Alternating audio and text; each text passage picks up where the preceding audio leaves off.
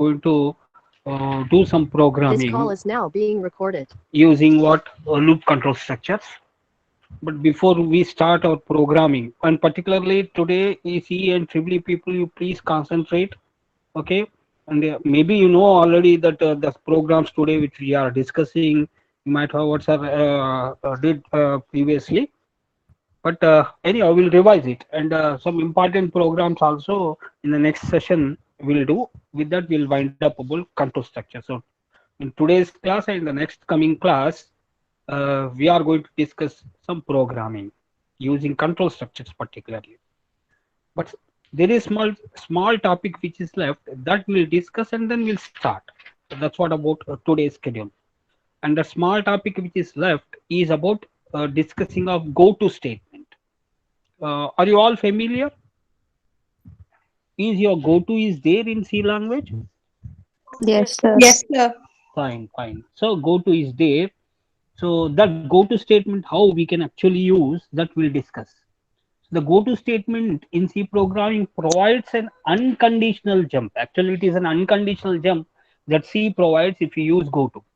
So how it actually affects me is go-to, suppose if we specify some label, then your control will jump to that particular label where you are specified to go. So that's what about the overall effect of your go-to. So go-to statement in C programming provides an unconditional jump from the go-to to the label statement in the same function. So, so go-to followed by whatever the label that we have specified, to that particular label, your control will directly jump by skipping all the intermediate statements part of that we have. But actually, this particular go-to statement is introduced in the very beginning when the what's a high-level programming was introduced. Whether you remember Algol, Fortran, and Basic, these are the programming languages. Very in what's the beginning of that one, the starting versions of these programming languages, where for control structures and all, people used to go for what's our go-to statement. People used to use go-to statement. But later, when the people started using go-to statement, they started getting troubles, the difficulties. The main difficulty is tracing the control flow will become very difficult. If your program is very lengthy and you are go on using the go-to statements and moving from one particular label to the other label, jumping from one label to the other label, then suppose if any logical error occurs, it will become very difficult to trace particularly that error where it is occurred, and even to overall trace the program also will become very difficult. So that's what about the drawback or the difficulty of using goto.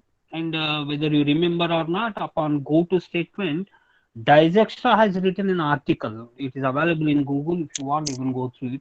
Maybe you know, you heard about the person called Dijkstra who introduced what single source shortest path algorithm, and many other algorithms also he introduced. And he himself has written an article on the go-to statement, the drawbacks or disadvantages of using go-to statement. So now the people have dropped completely about using of go-to statement, but still it is there. The Dennis Ritchie has kept that particular one in his programming C.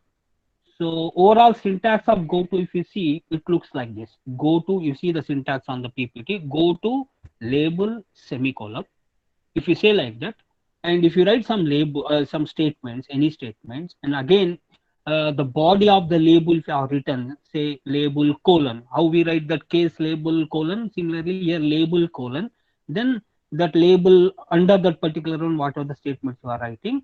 So go to when it is encountered, the control will take you to the label statement, and within the label, the statement whatever that you are written will be executed. So that's what the overall simple unconditional jump structure of the goto. But in C language or any programming language, if you want still you can use them. Generally, when we use goto statement, we use goto statement with the help of some if conditions. That means conditionally we use goto statement. But basically goto statement is unconditional. Here the label can be any plain text. You know, when you are talking about a label, that label can be any plain text, literal we can say, string literal. But it should not be a keyword, because as usual we know that we should not use keywords, okay, other than the intended places. It can set anywhere in the C program. And one more thing is that there is no particular place where you have to write the label, where we have to write the go to. You can write that go to statement and its related label body anywhere in your program. Maybe in the beginning, maybe in the end, or maybe okay somewhere in the beginning, middle. Anywhere you can write that go to statement and its label body. So this is what about the overall go to statement importance. And the flowchart one can easily understand. If go to say label 3, when I say, then obviously the overall flow is what statement 1, then followed by statement 2, then statement 3, like this sequentially when it is executing.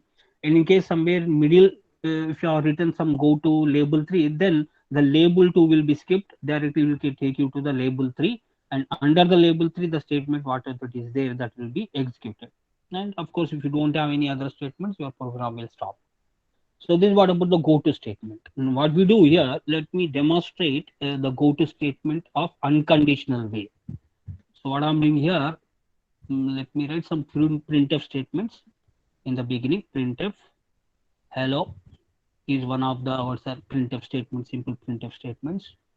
Then what I will do, one more I will write printf say how are you, some message.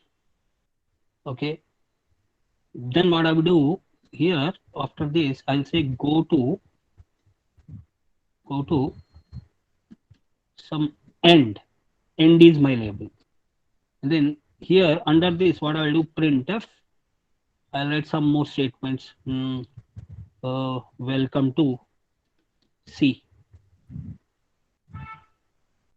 And then I'll define the end label body. So end label body, under that I have a printf statement again. Okay, good luck. So all printf statements are written. There are 4 printf statements are there. In the beginning, there are 2 printfs, and then we have a go to statement. Under the body of go to, we have a printf. It's not body of the go to. In the regular flow, I have written some printf welcome to C, and then in the label end, I have written something called printf good luck. So these are the things. Can anybody tell me what the output of this one? First of all, Hello, how are you? Good luck, sir. hello, how are you, and good luck. So welcome to will not be printed. Fine. That's what that actually our intended purpose also. So first printf statement hello will be printed because you don't have interruption, you don't have any control structures. Similarly, the second printf is also going to be printed that how are you, and then we have go to end is what the go to statement I have written. And I'm asking the compiler to move to end label. So it will directly get into that control will take you directly to the end label. Under the end label, we have printf good luck. So that means what? After go to, we have one more printf statement saying that welcome to C, that will not be printed. Okay, let us see that over the output of this one. Here is hello, how are you, good luck. So that particular printf, the third printf statement welcome to C is not printed. So this is what about the effect of what what do you say, the go to. Now what I will do after this, let me remove this and write in the beginning, because as I told you that we can write this label and go to statements anyway. So here in the beginning itself I am writing end label and its body is good luck, followed by the 3 printf statements. One is after go to we have. Can anybody guess what could be the output of this one then? Same, sir. Hello, how are you? Good luck. It will go backward, jump, and it prints good luck, sir. So what is the overall output? Hello, how are you? Hmm. Good luck It is and welcome to. loop type, sir. Good luck. Hello, how are you? Again, good luck. Hello, how are you? That's what here. Let us see the effect of this one. Let me recompile this. Yeah, of course. You see that it's scrolling down. How it's scrolling down? Okay, infinite times. Why? Because unconditional we are writing the two. The flow, what actually it will do, blindly it follows. The go to blindly it follows its label. And since we have written that label in the beginning, let us see that when we have written that in the beginning, hello, how are you, after printing, then go to end is there. So this welcome to say again will not be printed. It will take you again to the what's the beginning of the main. And in the beginning of the name, what we have here, good luck will be printed, then followed by hello will be printed, then how are you will be printed. Again, go to end is there. So again, the control will go back and go to the end label. So there is no end here. It goes on, go like this only. Hello, how are you? Good luck. Hello, how are you? Good luck. So these are the things, three printf statements repeatedly will be printed. So your control will never end. Your control will never reach the end of the main. Okay, that's what about one of the drawbacks here. But even though by using this go to, some interesting programming I have written. Let us see what it is. It is asked in what is it? In one of the interviews. I want to print 1 to 10 without using loops here. Actually, it's very simple to print 1 to 10 by using loops. It's one statement. But without using loops, how can we print here? Of course, for my logic is I want to use the go to statement. So this is what the demonstration where using go to without using loop control structure, I'm printing the numbers 1 to n. So if visible, you can easily trace. No need to type, no need to execute. One can easily understand what actually happens. So here n is equal to 1. Count is a label where n we are printing that n label n value, okay, which is 1, and then we are incrementing. After incrementing, we are checking that n value whether it is less than or equal to 10. If it is less than or equal to 10, we are asking the control to move again to the count. So after printing 1 and incrementing, then it will go to the count. Okay, count label. In the middle already we have incremented the count, so therefore n will become 2. Okay, and that will be printed likewise up to 10 equal to 10, because 10 is equal to 10 is also true. Again, it will take you to the count. 10 will be printed and it will become 11. After 11, then what actually happens is 11 less than or equal to 10 is not true. So as a result, we as usual the control as usual will continue further. That means the go to will not be encountered. But when it is getting down, you don't have any other statements. So ultimately, your control will reach to end of the main. So that's what about here printing of 1 to 10. If you want, you can execute as usual if you type. Now, one more example of go to. Observe this carefully and tell me. Suppose if I have given num, which is number, if I'm reading the number as something called 5, then how the program is going to execute? Here the go to statement in the previous as well as here also, conditionally I'm using go to. That means go to, I want that based on certain condition when it becomes true. When it becomes false, I want to go to some other label. So there are two labels. Even label is there, odd label is there. If num mod 2 is 0, then I'm asking the control to move to even. Otherwise, I'm asking to move towards odd here. And of course, I have written the two labels. Under even, a message called number is even. And under odd, one more printf message saying that the number is odd. So suppose in case if I give num is equal to 5, can anybody tell me what the output? The number 5 is odd. 5 mod 2 yeah, 5 mod 2, which is remainder 1. So if condition is false, it will go to the else body. Under the else body, we have go to odd. So I'm asking go to an odd label. So under the odd label, the message will be printed. The number 5 is odd. Fine. Then in case if I give 8, anyone? The number 8 is even. The number is? Number 8 is even. And odd also will be printed, sir. Yeah, ma, that's what the observation here. Two things will take place here. Under the even, I mean, in switch case, of course, as you know that in switch case, if you are not writing the break statement, then continuous case labels will be executed. Here also the same. When you have given even, then even under which what we have here, printf odd number, I mean, 8 is what's an even number will be printed and followed by the next. It will continuously execute, go on, whatever the printf statements are there. So therefore, you will get a two messages saying that the number is even, that is number 8 is even, and followed by the number 8 is odd. Two answers you will get. So in order to handle this properly, of course, break means again complicate. It will become complicated. We cannot directly use a break. Yes, Amma. We used if else, no sir. Even though if we use if else, also we'll get multiple conditions as true, sir. Come again. That means instead of go to statement, you are asking me to use if, na? No, sir. If we, even if we are using if else, no, sir. Even though if we use if else, also multiple conditions will get accepted, sir. Like in go to. Like as give an example and Like ask. here we are saying, no, sir, the number 8 is even as well as the number 8 is odd. Yeah, We that's are why. using if Why? else also multiple go to That's what. statements. Yeah, that's what actually. In the definition of go to, what is stated that it is unconditional. But basically here in this particular demonstration, I'm using go to with the help of if condition.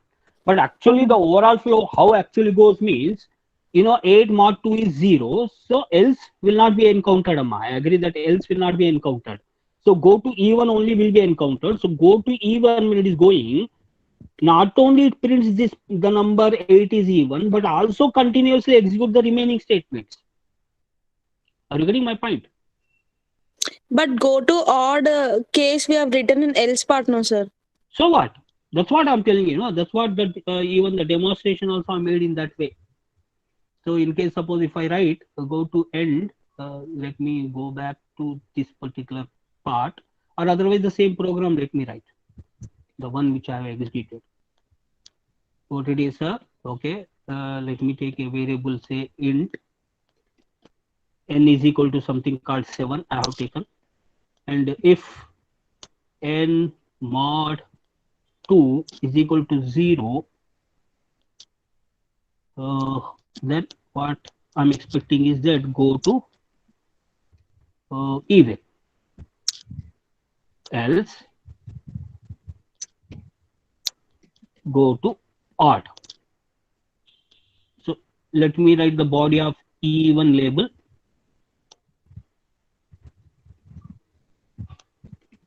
printf the number is even,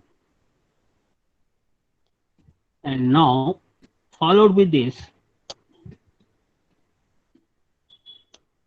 odd label, printf the number is odd. So likewise the same program, of course, instead of reading the number I have taken directly 7. So let me see this actually what happens. So the number is odd. Only one answer we got, the exact answer, because 7 is odd. In case if I replace this 7 by something called 4, then let us see what actually happens. It not only executes the body of this printf even body, but also continuously executes the remaining statements, whether they may be under any other label or whatever it may be. So let us see this. Here the number is even, and followed by the one more message also we got, the number is odd. That's what the problem here.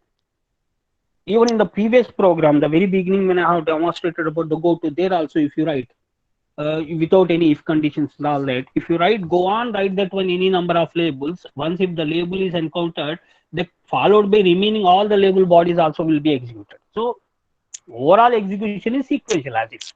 Thing is that we are moving or we are jumping from one place to the other place. And while jumping itself, we have seen that if you are again jumping to the beginning of your function, the function again re-executes everything. So as a result of that, we have seen it has become infinite loop. In this case, I agree that if condition is executed, so the go to even label will be executed, and followed by go to even execution, whatever the remaining statements are there under whichever the label, whether they are under the label or whether they are in non-label or such statements, all they will be printed. That's what about the problem with the go to statement. So if you want exactly this should not happen means, what you do, some other logic, you write this logic of go to statement in some function. You write it in a separate function, and there you write some return statement, so that immediately control will return from that particular function and will not move to the odd portion. This is what one logic to overcome from this particular what's our multi execution. Okay, Nama, all of you? Okay, sir. Thank you. Right.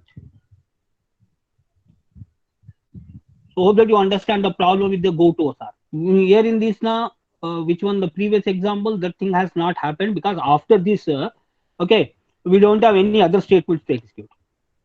So count continuously executes, and if condition become false, then after this particular if condition, we don't have any statement to execute, so it will come out ultimately. And in this one, suppose if you want to overcome from this problem of printing both even as well as odd in the case of even number, then what you do, you write this complete logic in a particular function and call that particular function, and be careful in that function Okay, whenever an E1 is executed, only that message E1 to be printed and should come out from that one. Okay, or some labeling to be made. Okay, sir, all of you, I can demonstrate this by using, if you want, I'll demonstrate this by using function somehow. Do you want? We'll do it, sir. Okay. So what I'll do here, I've taken a number, then this number will pass to a function, say, before function, what I'll do, I'll take a temporary variable t, and in this t, I'm interested in storing even odd method. I'm calling even odd method by passing n. Then I'll take the decision based on the t. If t is equal to 1, then printf, the number is even. Else printf, the number is odd. Now I have to write the prototype of this method. It returns int, and the method name is even odd, having a variable say x. Let me write the body of it. The return type is int even odd int x. Begin. If N percentile x n percentile 2 equal to 0. Return 1. No, Go to even. Okay, Nama? Else go to odd. Go to odd. Then I write even body. Oh, sorry. Colon. Then in this return 1 else. Not else. Odd. Sorry. Odd label body. Return 0. Return 0. Okay. Let me check this particular one. Yeah, some error undeclared. What one that x not a number. Okay, x. Right.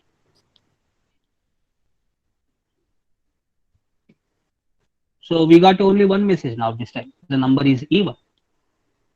Is that clear, Amma? Even if I change this n value to odd, let us see what the answer will be. Let's say 7. Sorry. Let me check this value to 7. Recompile this and re-execute this. Now again we got only one message. The number is odd. Unlike the previous one where when it has become even, then both the messages we got. In the case of even if the n is even, we got even message as well as the number is odd message. Whereas if we swap, if you write the odd first and then even later, and if you have given an odd number, then first it will show that the number is odd, and followed by it also prints the message that saying the number is even. So likewise, that's what the difficulty of what's are go to. And remember, nobody will use it, no one is using it. But in case in the interview, suppose if he is asking anything like this to demonstrate about go to or without using any loop control structure, if he's asking to write some program, then you can use that by using go to. You can achieve. So this is what about the go to statement and its importance. All of you, is that okay, Amma? Yes, sir. Yes, sir. Yes, sir. Yeah. Let us go for a few programs. Most of them we did it in the class, but few of them have added. And my intention is to explain about what is the logic and how we think. So for that one, some familiar programs only have added for today's class. The first program is we have to write the program to find the number of digits in a given number. Reversing a number we did. Okay, was a prime palindrome or not? The number given number is palindrome or not? Sum of digits. All this we have seen in a similar way. Here in this one, I'm asking to write a program to find the number of digits in a given number. In case if you have written a number, say 4572, are you getting, all of you? 4500, sorry, oh, yeah, 4572 is your input number. Then we know that number of digits are how many are there in that? 4. It should print. So likewise, whatever that user has given, based on that number, how many digits are present in that number, we have to explain. So this was a very simple first program. But before I go for that one, these programs and that is execution part, all of you EC people, please concentrate. And if you are new to this logic, well and good. I mean, if you know, fine. Or otherwise, if you have any doubts, you please ask. What I'm trying to say here, when you are talking about loop control structure, we know that in loop control structure, we execute the similar type of instructions again and again, repeatedly, based on the condition. Okay, maybe based on certain count. Or say I want to execute the 10 lines of code some 20 times. Or I want to execute the same 10 lines of code up to certain exchange, certain condition. When it becomes false, I want that it should come out. So that's what the purpose of repeating the similar task again and again, similar set of statements again and again, is what your basic thing about the loop control structures. And when we are doing like this, then obviously we'll get an idea that we are talking about some sequence. So sequence like things we talk. Okay. Sequence like of things and some set of instructions either we do for multiplication purpose or we do for addition purpose or whatever it may be. So when we are doing some addition type purpose, say for example, sigma I is equal to 1 to n ai, if I say, then what is the expansion? This one, it is a1 plus a2 plus a3, so on like this up to what's that, an. We are adding as if that starting from a1 first number to n numbers, we are adding it. So this we can simply write it in a sigma form, saying that I start from 1 to n ai. Similarly, in case if I am interested in multiplying these numbers, then we know one more symbol is that pi, okay, where I varies from 1 to n ai. This yields what's our a1 into a2 into a3. Okay, so as if we are expecting that the operation should be performed like this up to an.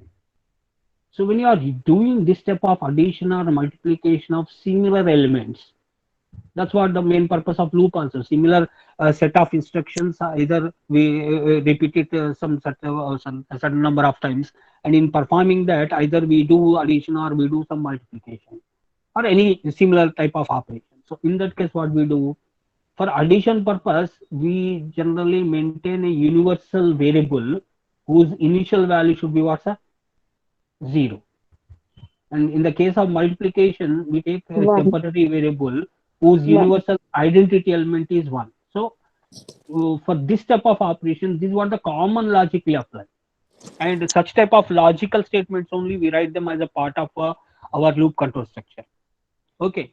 So for the addition, when you are repeatedly adding certain numbers or repeatedly subtracting, or subtraction is also one of the forms of addition. In that case, we have to take a temporary variable, and the temporary variable for which the initial value to be 0, because 0 is a universal additive identity element, and here we are doing that addition only. Similarly, for multiplication or division purpose, your universal multiplicative identity to be taken as 1 as a temporary, and that has to be assigned to a temporary variable. So this is what the common logic we use, and common logic we find even in the case of what's this control structures. So similarly here also, in our program, I want to add the number of digits of a given number. So can anybody tell me first of all what you understand from this particular program means? In case when I have given something called 4, 7, what was that I have taken? Say a number I have taken, say n is equal to something called 256. So how many digit number it is? 3-digit number. So what you have to do? What is your logic actually? Sir, we'll be maintaining a count variable, sir. In order, we will be initializing that to 0. That is the variable which you said, and we'll be doing the dividing that number with 10, and we'll be making a while loop. That condition should be greater than 0. Until it is greater than 0, the loop continues, and we'll be printing the count variable. Okay. So your division means what's a remainder division or general division? No, normal one. So tell me then what you'll get here. So while, as you said that while n greater than 0, n greater than 0 or not equal to 0, both are uh, okay, leads to the same n message. is equal to n by 10 count plus Okay. plus. So that means we are reducing the number. We are Okay. reducing the number and we are So printing the count variable. So we'll 56 be by getting 10 the when value. we are doing, and here we have to check whether this n is not equal to Not 0 or equal to not. 0. If it is not 0, then only we increment the count. Are you getting? Okay. Yes, sir. Yes, sir. This is what about our body, sir. Here n is 256. 256 by 10 is what, sir? 25. 25. And n is 25. When has become 25, and we know it is not equal to 0, therefore count will be incremented towards, sir, 0 plus 1 is 1. Okay. Then after 25, this will not be there. It will go to the beginning of that one. N is 25, which is greater than 0. So it will get into the body. This time 25 by 10, it will become what, sir? 2. And since 2 is also not equal to 0, so the count once again will be incremented. So since we are doing addition, that's why 1 plus previous count which was updated to 1 now will be further updated to 2. 1 more. So it will become 2. Then n is equal to 2, it will take and come here. 2 still greater than 0. Okay, so it will get into the body 2 by 10 this time. 2 by 10 is how much, sir? 0.2 is nothing but 0. Nothing but 0 because both are integer divisions.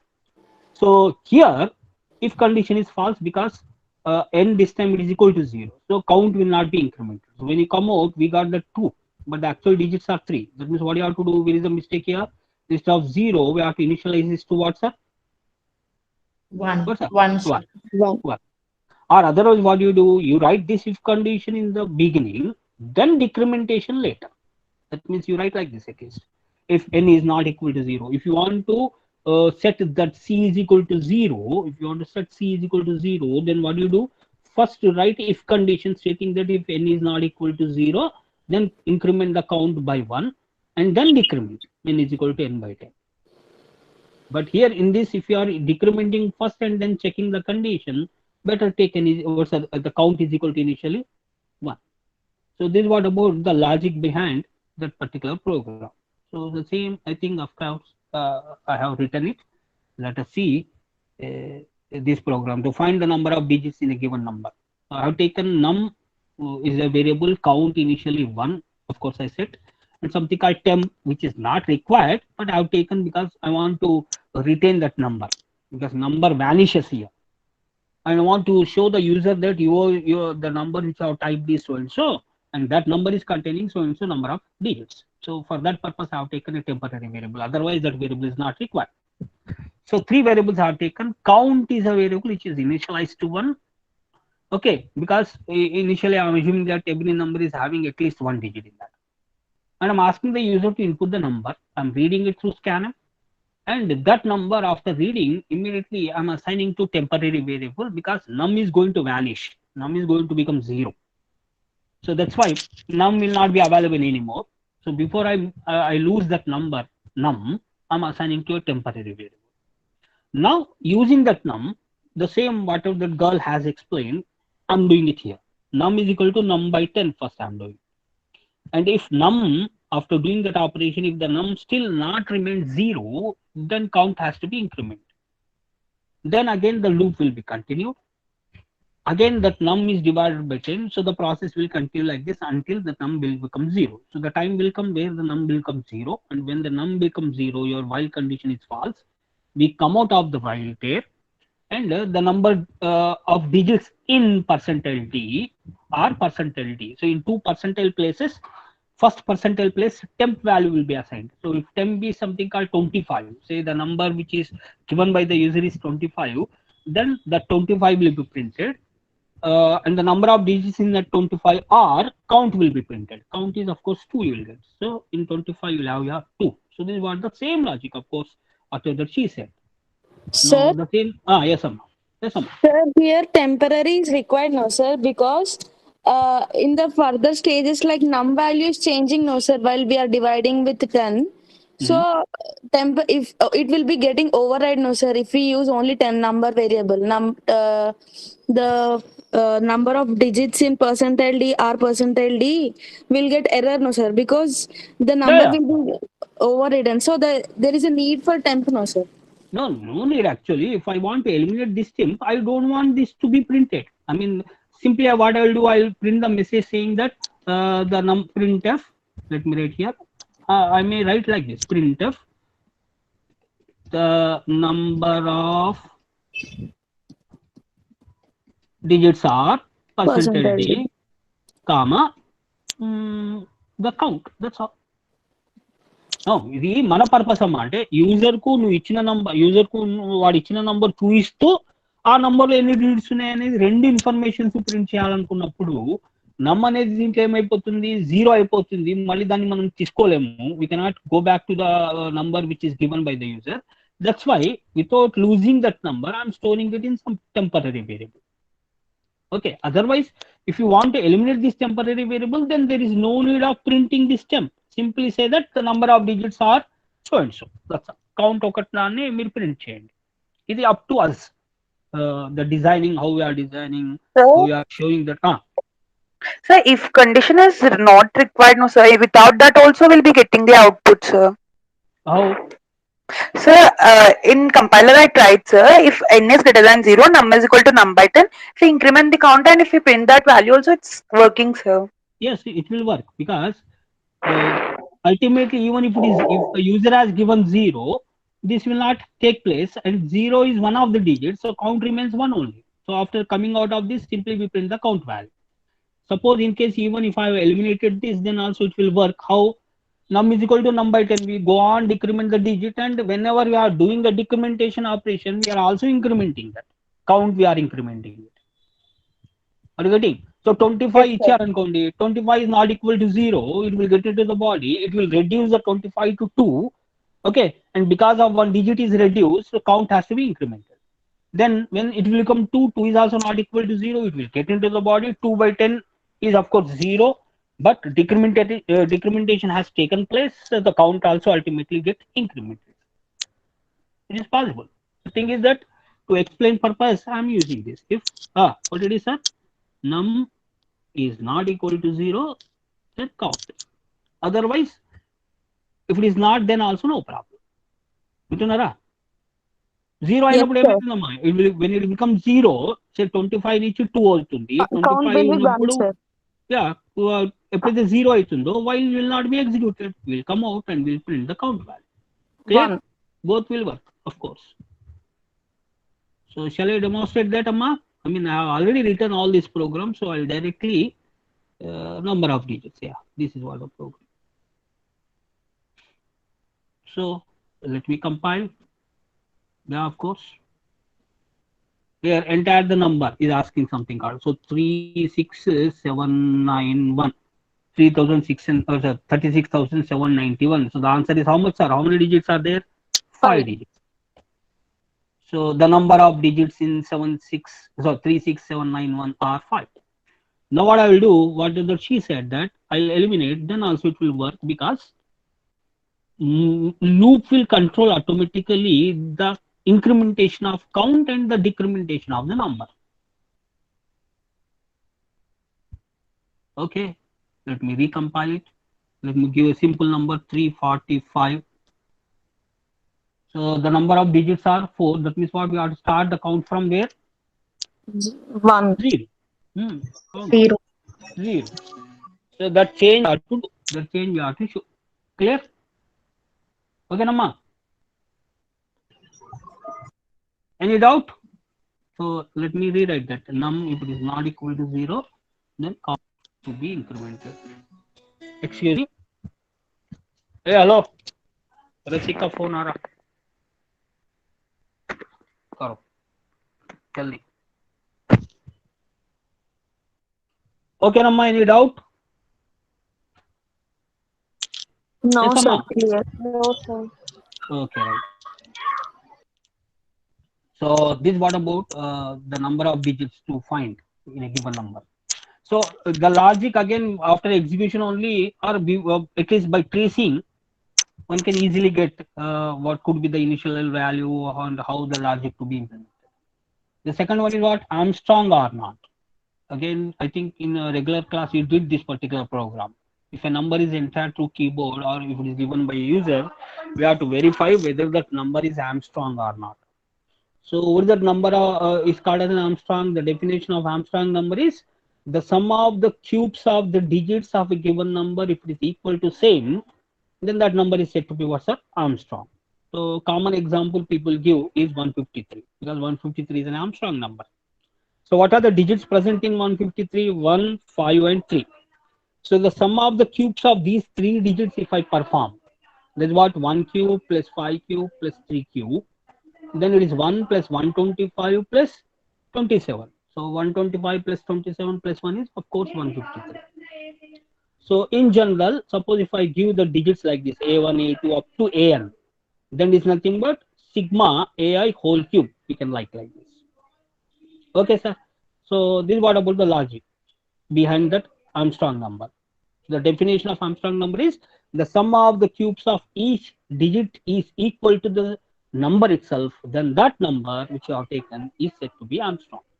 So some examples of other Armstrong numbers are 1 itself is an Armstrong number, 153 just now demonstrated, 370 is also Armstrong number, okay, and 371 continuous, one more Armstrong number is there, and 407. So these are that all Armstrong numbers below 500. Okay, sir, all of you. So what is the Yes, logic sir. behind this?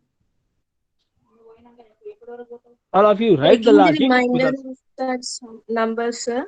okay, just And Amma, my request is just lightly write that particular main part of the logic so that I can attend the call because regularly I'm getting that call. I don't know that. Okay, so I have to attend Amma.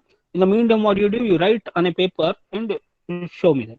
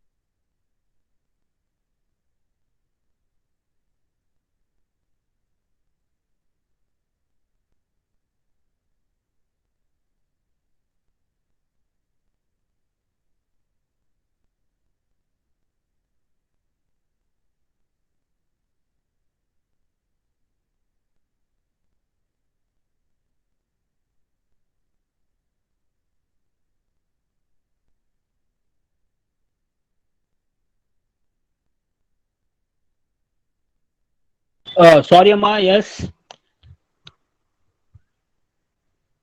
Can anybody tell me, sir, Amma, Armstrong number logic? Yes, Amma.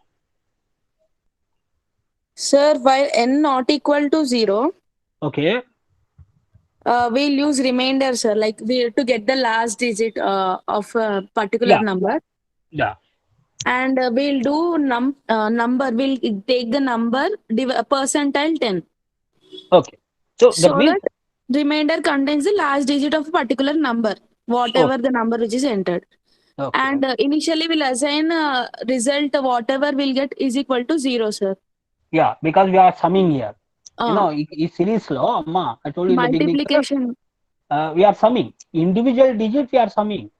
Individual digit after cubing, overall series, how we are doing? The overall series like this, yeah.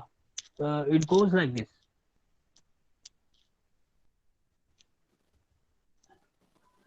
Let me.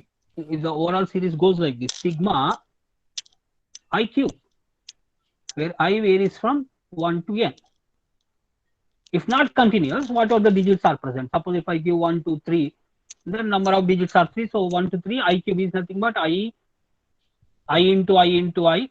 That is 1 into 1 into 1 plus 2 into 2 into 2. Like this it will go.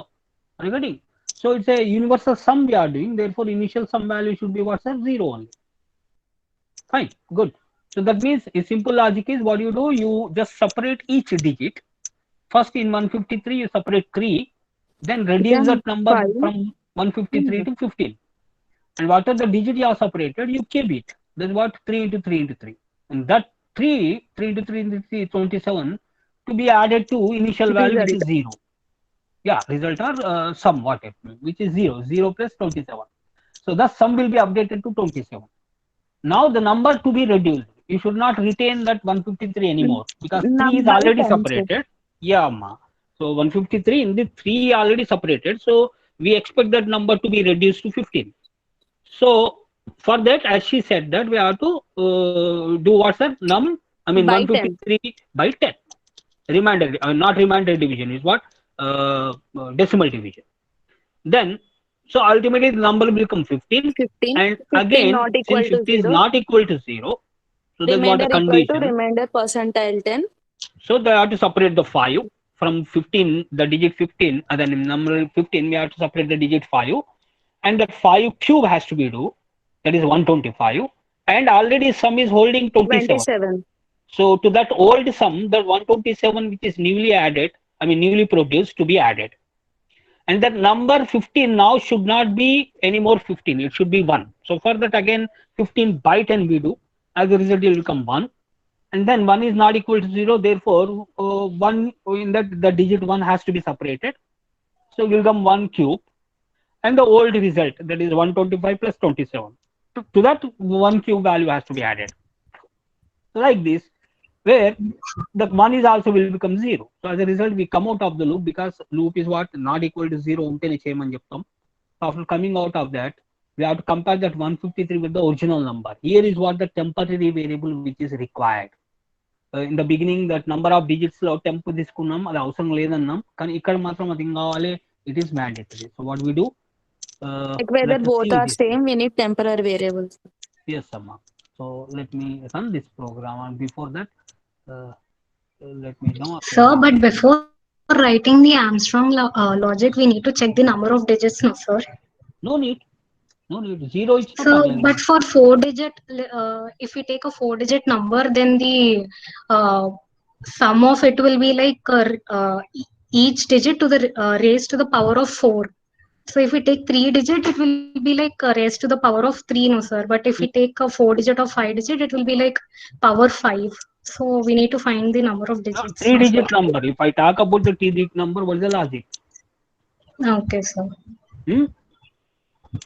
If we take 3 digits, then first we need to find the number of digits, then each digit to the power of the count. Is that Armstrong number definition? Is that if you are having 4-digit number? Yes, sir. Sure? Yes, sir. Pakka? Yes, sir. If it is the case, then we have to apply that logic. Which one? If the 4-digit number is there, then we have to check the number of digits, how many are there in that, and if it is more than if it is 2-digit, then what do you say? Directly Two math function we square can one. apply, sir. Power of same No, place. without using functions, because we didn't start now, so we'll purely talk about what's the loops only. So obviously we are trying a separate logic for that one, whether the number is what's a 3-digit number or 2-digit number or 4-digit number, and based on that, of course, we have to do the operations accordingly. Excuse me, sir. Okay, Amma? Yes, Amma. Any doubt? Sir, the code I wrote it same, but then I wrote num equal to num by 10 first, and then I wrote sum plus equal to remind. No. Is If it it is the okay? case, no, Amma, you lose 1 digit, Amma, if it is the case. Say, for example, 153 లో మీకు ఏమవుతుంది, first by 10 చేసే వరకు నమ్ అనేది 15 అయిపోతుంది. అక్కడ 3 దొరకదు. You won't find any more than 3. అవునా? Okay, sir. So first you separate the digit, then reduce the digit. For separating the digit from a given number, by 10 only we have to do. Why by 10? We know that. Yes, When you are dividing by 10, the possible reminders are 1 to 9. So any number can be 1 to 9. That's why I'm dividing it by 10. I'm not dividing it sir. by 5.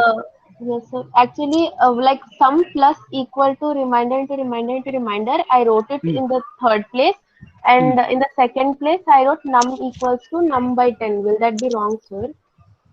No problem, because we are keeping the reminder value. As usual, already we catch that reminder value, which is 3. Suppose if the number is 153. Yes, sir. Understood. Okay. Okay.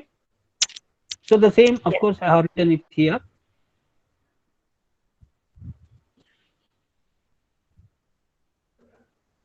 Armstrong or not. Everything is same. As we explained what that she told in a similar way, I have written it here. So enter the number 153, say for example. So 153 is a Armstrong number. In case if I run once again, say I'm typing some 323. 323 is not Armstrong number. So saying because 323 is 3 cube plus 2 cube plus 3 cube take place. And you won't get again Sir, that 323. For Yes. any Armstrong number which contains 4 digits, we need to change the code, no, sir? Change in the sense this Because body of the while loop remainder should be multiplied. at this stage it will become one more star rem if it is a 4-digit number. Yeah, that's it, sir. So that in that case it's better we have to use the functions, because if within a single main if you are trying to write all that code will come clumsy, very Okay. lengthy it will become. Thank you. Okay, so there we have to use the functions in that case. One function to identify the number of digits, and then another function which will do this process of what's up. Some are cubing, some of the cubes are power 4 of the number, what are the logic based on the number. Okay, Nama? Okay, sir. Thank you. Right. Then list of Armstrong numbers between 1 to 1000, of course, because 3-digit number. How we'll write? List of Armstrong numbers.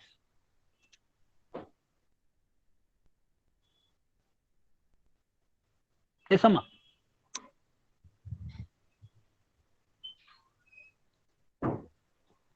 Slight We extension. can take a for loop. So Yeah, instead of entering the number, we need to take a for loop and print that. Yeah, so that means it's a nested loop here. One loop, what it will do, its duty is to simply pass the numbers to the internal body, that is internal main logic, and the main logic will receive one number from the for loop, from the main loop, and it will verify whether that number which is passed by the main loop is Armstrong or not. Okay. Outer side, So what about the list of number. numbers? So let us see this also, list of Armstrong numbers.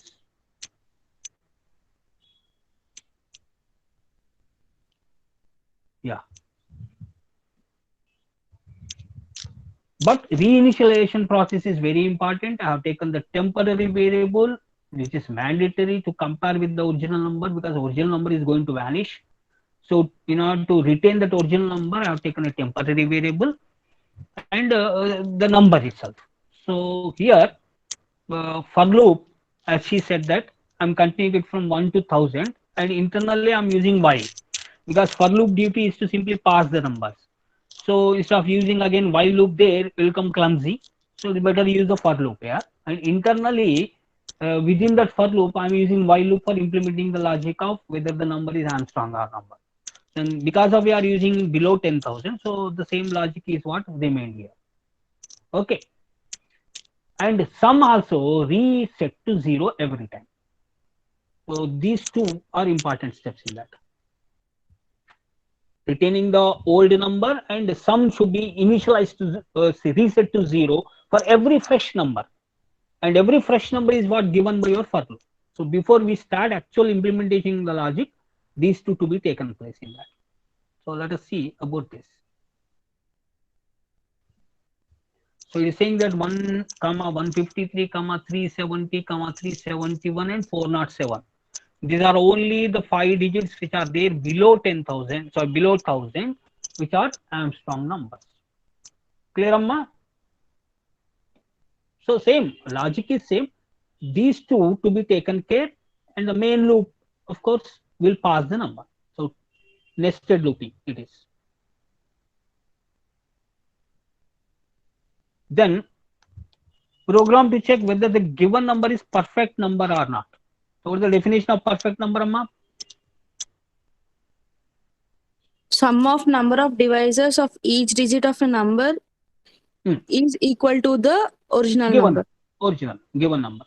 So the number is considered as a perfect number when it is satisfies the condition. One is it should be positive number. Second one is when the sum of its divisors, excluding that number, that is very important. Sum of its divisors excluding the number are equal to that number. Best example is 6 here. So if I want to consider 6, what are the other factors, divisors of 6 here? 1 is a divisor, 2 is a divisor, 3 is a divisor.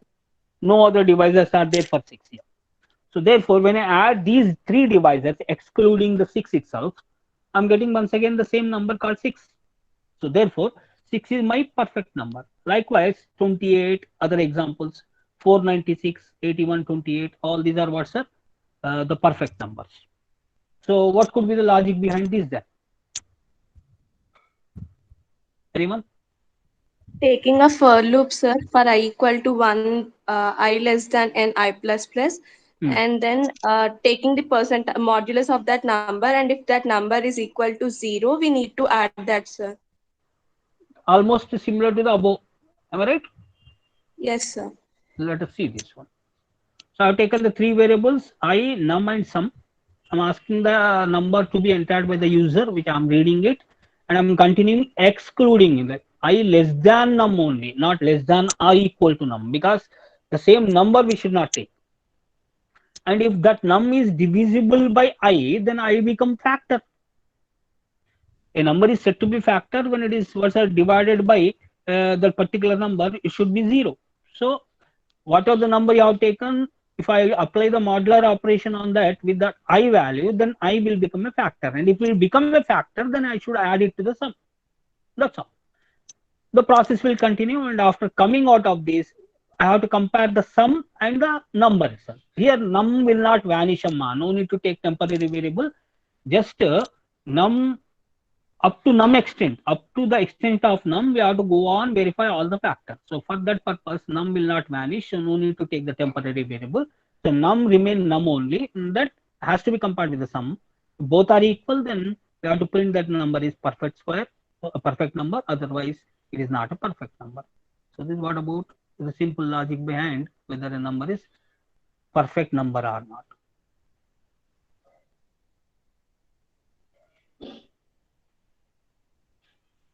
Yeah. Same logic, you can verify. So enter any positive number, say 6. 6 is a perfect number. If I divide, if I run it once again, say something called 8. 8 is not a perfect number. Okay, so likewise, I can even verify the other numbers also, whether they are perfect number or not. Or list of perfect numbers also I can find by again same extending with one more loop. Nesting we have to do, and the main loop will simply pass the number, and the sub loop will verify, or sub loop will find the factors of the main loop passed number, and that factor sum, if it is equal to the same number, then it is perfect square, and that perfect square will be printed. Otherwise, no action will take place. This is what about the perfect number. Now let's go for the last one for today's class. Power value of a variable, x power n, nothing but. So user has to give two values, x and n, and we have to find the power of x raised to n. But the important thing is that it has to run with big O of log n time. In general, if you apply, it will big O of n only. But I want that logic has to be implemented in such a way that the overall process will work out for log n times. Anyone? Or otherwise, first of all, tell me what is the general logic where the algorithm works for n times log big O of n times power value. Yes, Amma.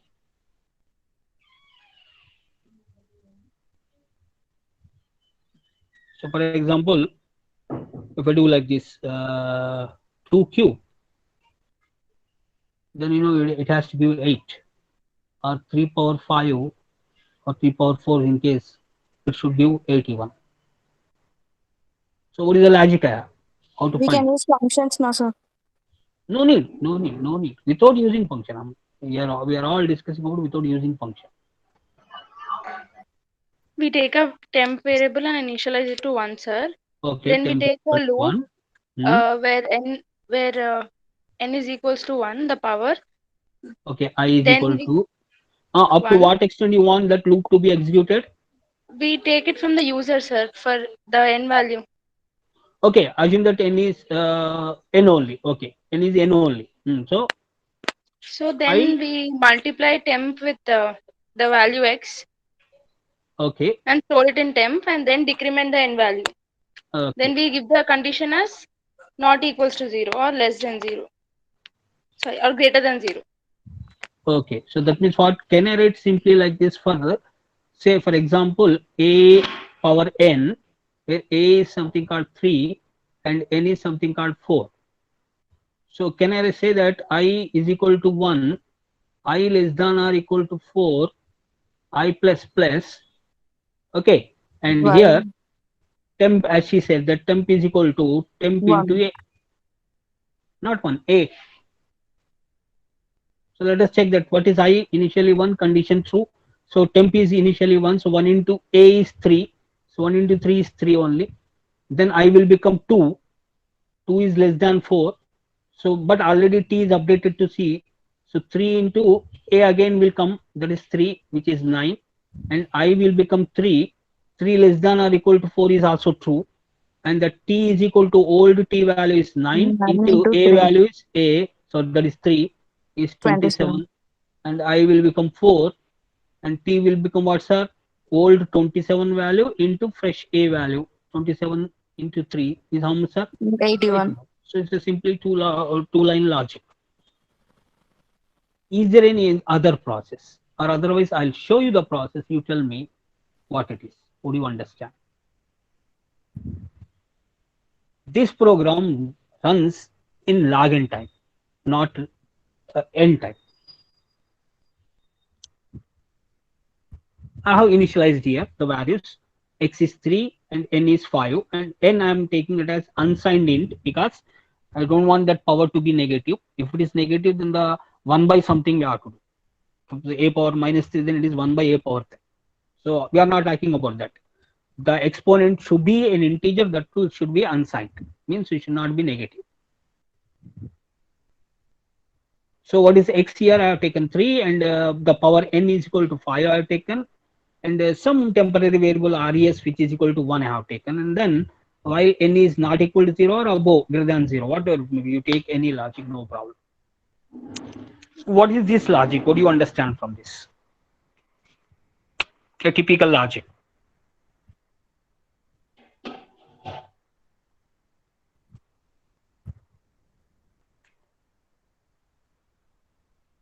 Yes, Amma?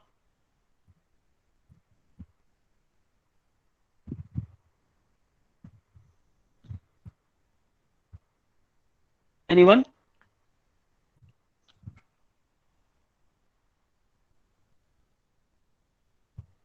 If it is odd, if the power is odd, then I'll do all the three statements. I'll execute all the three statements. If it is even, then the below two only I'll execute. Yeah, it is true. Suppose if I take 6 here, 3 sets of 6 if I do it is enough. Or 8 suppose if I take, or 4 at least if I take, some 2 power 4 if I have taken, then 2 into 2 and 2 into 2. The 2 sets of 2 into 2 if I do is more than enough for me. But if it is 2 power 5, then 2 sets of 2 into 2 I have to do, and 1 extra 2 I have to multiply the result. So that means what? If the odd power is there, one more time we have to execute. If it is even power, the below 2 steps if we repeat is enough for me. So what do you understand from this logic? If it is visible, just see that clearly and tell me.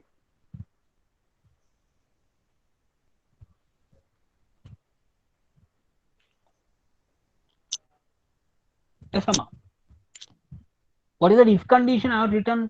N If n is bitwise odd. and bitwise and 1 if I am doing, then if a given number n is odd, then only the condition will become true. Otherwise, it will come false. Okay. So for example, suppose 3 power 1. So for 3 power 1, if I simply do 1 into 3 is enough. If it is even number, say 3 square or 3 power 4, I have taken 3 square part only, because 2 times multiplication is enough for me in the body. So 3 square will become 3 into 3, not 1 into 3. So for even portion, I have to do one, and for the odd portion, I have to do the other. So the logic like this here it goes.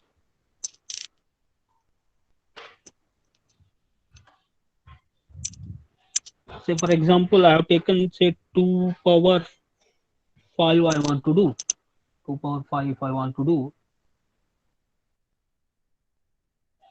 So n is 5 here, and of course x is 2 here. And since 5 is odd here, what the binary equivalent of 5? 101. And I'm applying it with what's our 1. bitwise 1. So the resultant is 1 only. Therefore, if condition is true, as a result, what I will do, result is equal to, result initial value is 1. 1 N into into 5. x is 2. 1 into 2. 2. Base is 2. Base is 2. So it is 2. And after this, what I will do, I will perform the 2 more operations in both even case as well as odd case. So though it is a odd case, but still what I will do, I will perform n is equal Right to shift. n right shifted by 1 digit. So when I am doing right shift by 1 digit, it will come 1 0, because this one trailing 1 will be eliminated, and leading 1 will be eliminated, trailing 0 will be added. So as a result, it will be pushed by 1 0. So now 1 0 is what, sir? After this, what I will do, x is equal to x into x also I will do. That is 2 into 2 I will do. It will come 4. So result is 2 here, and x is 4, remember, and n is now reduced to 1 0. So n, when it is reduced to 1 0, binary bitwise 1 0, bitwise 1 0 is what, sir? Even or odd? I mean, if condition is that going to get true or false? Odd, sir. False. 1 0 1 0 bit binary digits 1 0, bitwise pattern 1 0. Is that odd or even? Odd. If I perform with 1, are you going to get 1 or you are going to get 0?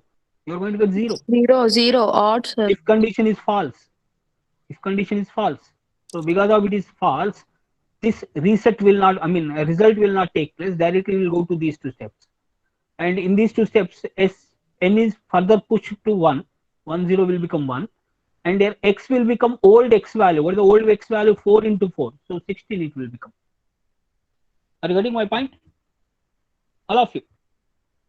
Then when n is 1, again if condition is true, so you will get again res is equal to res into x. So what is res here? Previous res was 2, and here the fresh x value is 16. 6 into the 32. By that time n will become 0. So if you want, I'll explain once again. it goes in this fashion. Here n we have taken 101, which is odd. If it is odd, then perform these three operations. Result is equal to result into x, and n to be right shifted by 1, And and x equal x to to be x into x. If it is even, then only two steps will perform: right shifting by 1 and doing the operation of x into x. So in our case, where n is 5 and 5 binary equivalent is 101 and 101, okay, when I do logical whatever bitwise AND bit 1, the resultant is 1, therefore it will take it towards our odd side. So in the odd side, these three operations will be performed. As a result will become how much, sir? 2, and n will be right shifted. So 101, when it is right shifted, n will become 10, and x also will be performed. X is equal to 2 into 2, it will become 4. So this is what about the net result. And since n is 10, which is even, so it will not go now this time to the odd side, it will go to the even side, and in the even side only two operations we perform. If it is greater than, I mean right shifted by 1 and performing the operation of x is equal to x into x. So right shifting this 10 by 1 bit, how much you will get? It will come 1, and n will become 1, and x will become x into x. What is x into x? Updated x is how much, sir? 4. 4 into 4 will become 16. 16. Now n is 1 bit. 1 bit with a single ampersand 1 is again 1 if and condition 1, is true. So which branch we follow? Even. We follow odd branch. Ah, Okay, ah. if it is the odd branch, then again Result the three equal steps to- to result is equal to old result. Result. What is the old result, amma? Because set అయిపోయింది already. Here the result is set to 2. Here this was the old result, which is set to 2. So it will take the 2 into x. What is x 16. here? Updated x is 16. 16. So 32. be in touch with what's our updated values. That is important here. In this placing, be in touch with the updated result value, n value, and x value. All are going to be updated. So 32 is what? Final. And then by this time, even branch will not be executed in this case. So in this case, n further will become what, sir? It was 1. Now further, if it is right shifted, will become 0. 0. So when n will become 0, whether it is a binary 0 or even numerically also it will come 0. So we come out of this. After coming out of that, finally we print the value of our, sir, x here. Okay, that is how much, sir, remained? No, value of result. How much remained? 32. 32. And you know 2 power 5 is how much? 32. So here either one of the branches we are following. That means as if we are tracing the binary tree. And when you are tracing the binary tree, the traversal of all the binary tree traversals, what is it? This one, sir, complexity, big O of log and all. Yes or no? Yes, sir.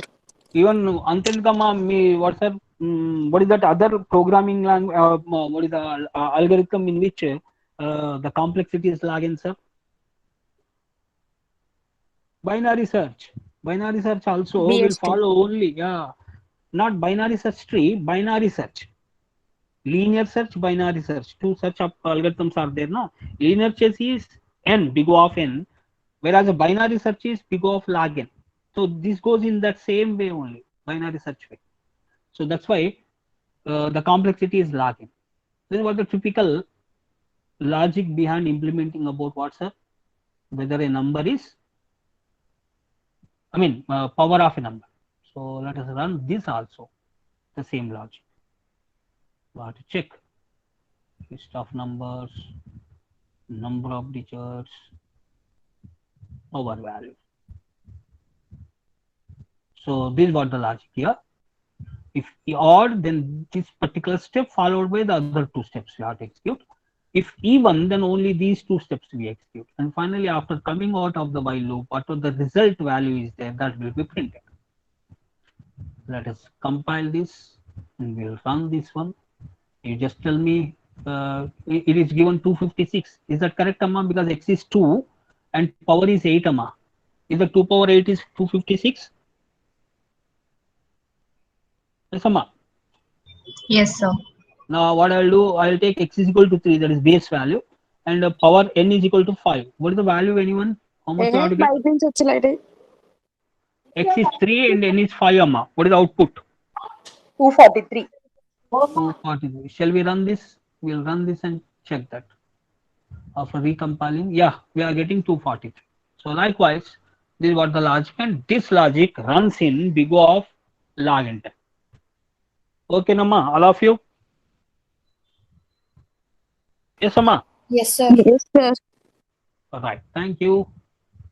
So we'll stop it here and we'll continue in the next class. In the next class, also few more complex